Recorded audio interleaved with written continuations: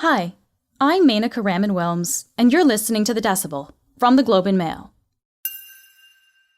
Despite its initial successes in the war, Ukraine is losing ground in the eastern part of the country as Russia's invasion drags on. There's been heavy fighting in the Donbass region, particularly around the city of Sverdlovsk. According to the region's governor, at least 70% of the city is now under Russian control, and as the fighting intensifies, people are fleeing. More than 13 million people have left their homes in Ukraine since the start of the war, according to the UN. But many of them need help getting out, especially children, the elderly, and people with disabilities. That's where Mykola Kuleba is stepping in. I cannot leave behind these children because it is a purpose for all my life. And I'm wake up and go to sleep with the thoughts about these families, these children, and I found myself in this work. Mykola is the former children's ombudsman of Ukraine, and he's now the head of an organization called Save Ukraine. He's been coordinating evacuation missions all over the country, and right now, those are focused in the eastern region. He's here to tell us what that work looks like and what kind of toll being in the middle of a war zone is taking on the country's most vulnerable. This is the Decibel.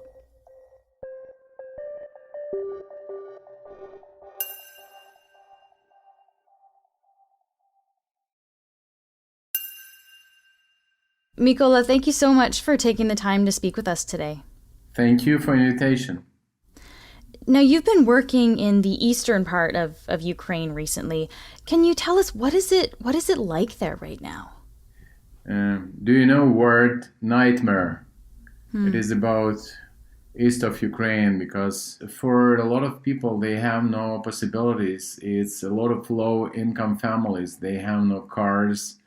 They go to basements because they're afraid to be killed. A lot of people run away, fleeing from the war. After the first hours, they trying to reach safety regions, but not all people understand how to do this. No, a lot of people really afraid to be killed, and they go to basements, and it's hard to agree with them to left their buildings. And one family I rescued from metro station in Kharkiv. And 2 hours I talked with the lady and with her 4 years old child. And then a grandmother came and I talked with them. Why you don't want? Because they told me we will be killed. I told okay, but if we safely deliver you to a safety zone. They told no, we don't believe, and we for 2 months never been in the fresh air. We never 2 months go out because after the challenge we run here to the metro station and we sit here because we are afraid. And after 2 hours they agreed to go with us, and they are in safety now. And it is only one story. We have a lot of stories. When we evacuate people every day, it's up to 500 people from combat zones. Every day, 500 people every day. Yes, we have special vehicles, armored vehicles, we have ambulances, we have buses, vans, and our cars, our teams work in combat zones now, and we evacuate up to 500 people from combat zone. But a lot of people stay there.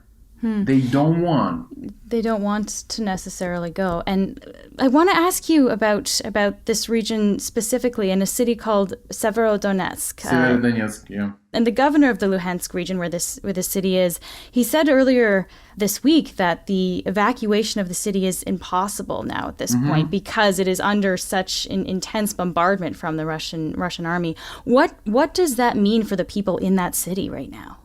It's mean that they are hostages because Russians are shelling that territory, and these people have to sit in the basements till the time when it will be possible to be evacuated. But we work in Severodonetsk a long time. From the war beginning, we work in this town, and we evacuate maybe some thousand people from there, maybe 2,000 or 3,000 people, especially families, because our priorities is the elderly and families with the orphans, foster families, and families with children with disabilities. So these are people who cannot get out on their own then. They actually need your help physically to leave. Yeah, but Russians shooting in any vehicle now, because the road there is shooted by Russians, and maybe last 10 days we not evacuate people from Severodonetsk because it's very dangerous. And so can you help me understand then? This sounds like a major operation. You have a lot of people that are in need of your help when you get to a place like this. When you get to a town or city at first, how do you know who needs rescuing?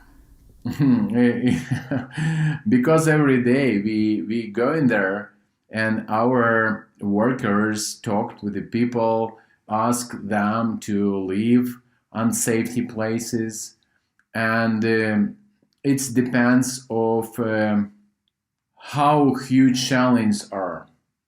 Because if it is not so dangerous, people sit there, but it is if it is very dangerous with no water or food, people better agree to be evacuated. And because every day we go into hotspots and we give food and water, and we ask people to leave unsafety places. And every day we have somebody who call to us and say, "Oh, we are sitting in that basement. Please come to us on that address. Please save us from that basement." And we are going there, and we ask people to be ready for exactly that time we can come. But it couldn't happen if shelling's very hard. So you have to wait till the shelling dies down a little bit so you can actually safely go in. Yeah, we are planning our rescue operations carefully because it is not safety for our teams too. And we really care about people who we responsible for, and they really trust us. And for us, planning these operations very important to save people's lives. That's why we are waiting for less shellings. That's why I told you Severodonetsk, it's impossible for evacuations. That's why we are working in the other cities where shellings too, but a risk to be killed is less than in Severodonetsk or Lysychansk.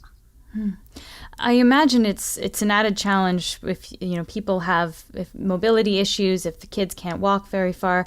Could you give us an example of someone that you did go in and rescue, and I guess the challenges of how you actually get these people out of those danger zones? Yeah, I cannot tell you all details how we are planning this, but I'm telling you that a lot of times I spoke with the families, with the children. It is not easy because you have no enough time to have this conversation. Because if you have this short time to go there and grab these people to our car or bus, we have armored buses.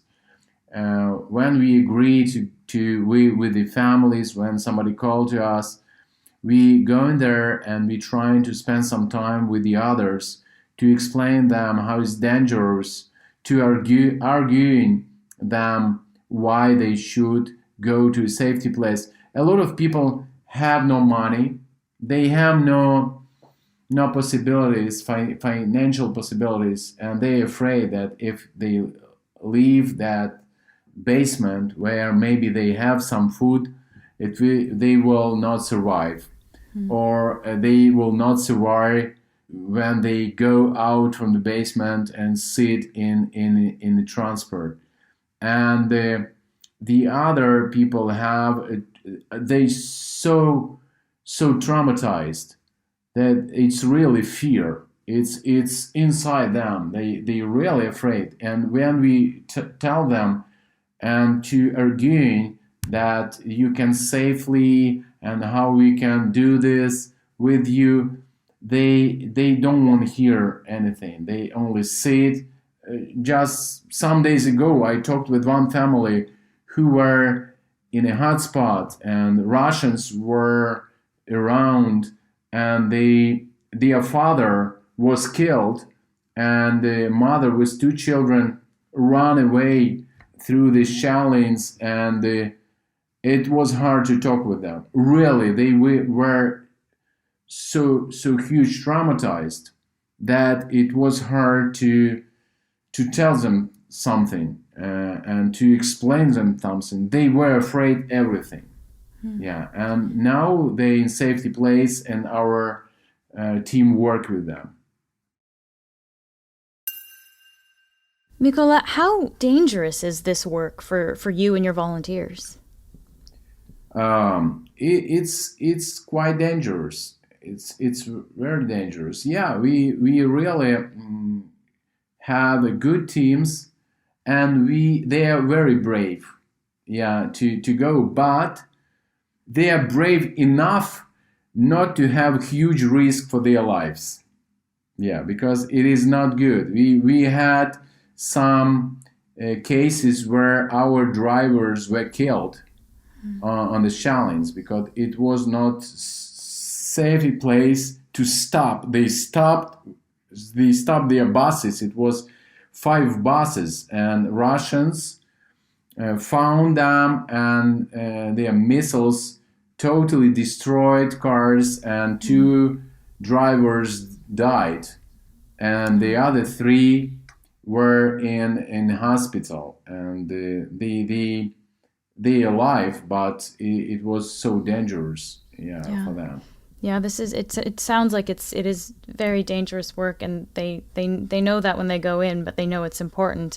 Yeah. How many volunteers do you have, and how big is your organization?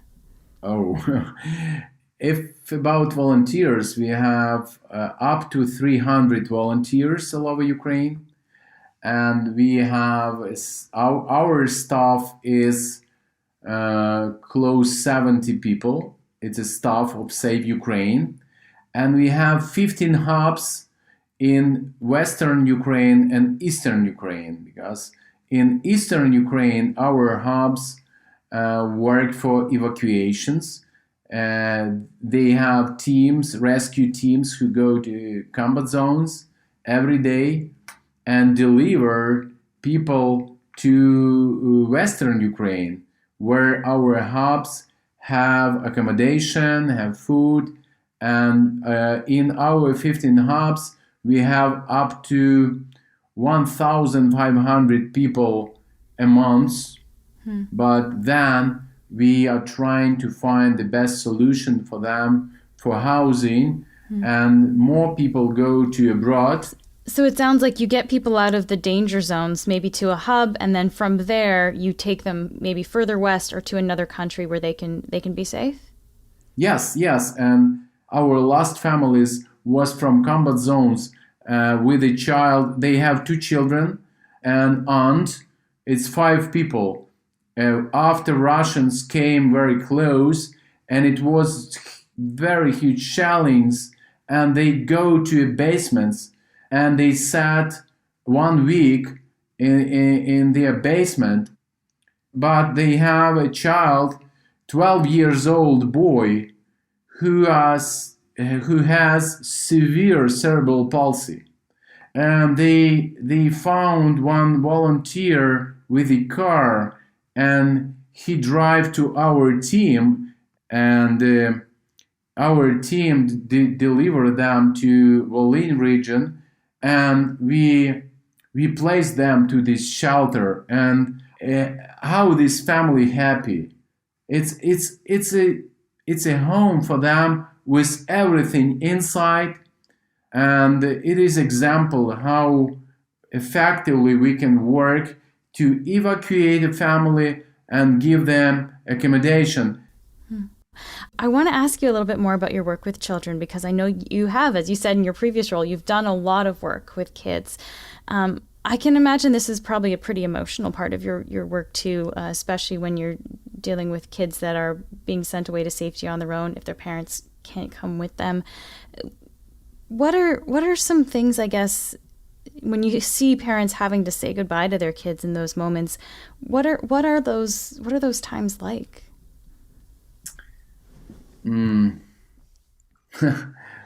My English not so well to explain you in details what I'm feeling every day when I see these circumstances in combat zones, in safety places, these families, but it is a tragedy of our Ukrainian nation.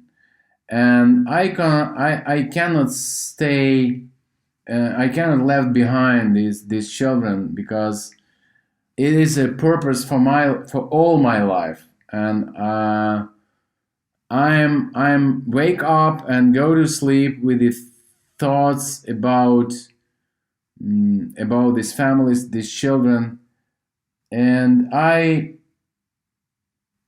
found myself in this work to saving children's lives, and for me,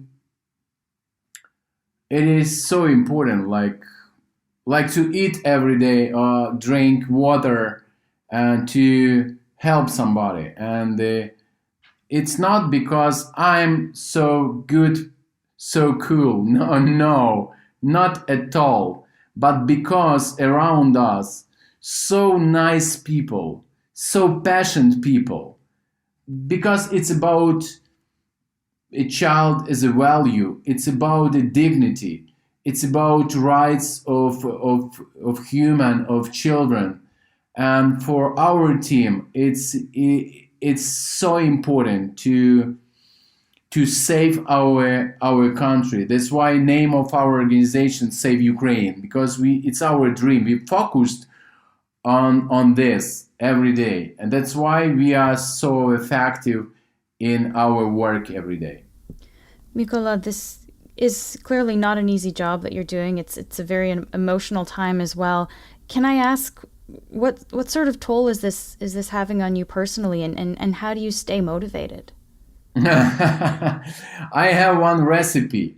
I am a believer, I am a Christian, and God knocked to my heart more than 20 years ago, and I understood that why I should do this work every day. And in the morning, after a hard day and hard night, sometimes I sleep 4 hours, 3 hours at night, because it's a lot of work. But my motivation is my faith. God strengthening me every day. It is why I am doing this work. 30 years ago, I spent my life for nothing. But now I have a happy family. I have children. But my family is refugees. My wife and my 4 children now in Canada. Your family's in Canada now? 1 week ago, they came to Canada, because before that, they lived in Ukraine in refugee camp. But because I'm in the blacklist of Putin from the 2015 as a politician, it is not safety for them to live in Ukraine. And that's why my friends invited them to live in Toronto. And 1 week they stay in Toronto now. And I very miss them. And they very miss me. And it is a horrible. I love Toronto. I love Canada. But it is a horrible to live separately. It is a horrible that war divided us. We were happy to live in Kiev. But it is not safety place for children anymore.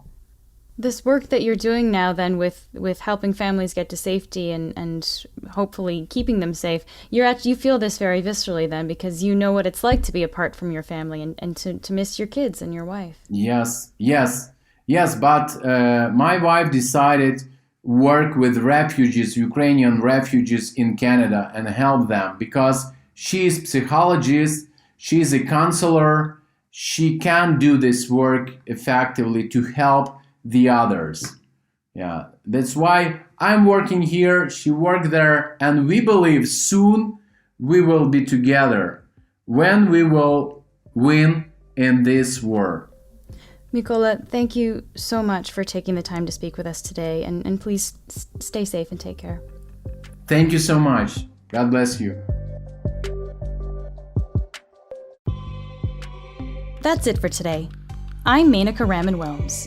Our summer producer is Zara Kozema. Our producers are Madeline White, Cheryl Sutherland, and Rachel Levy-McLaughlin.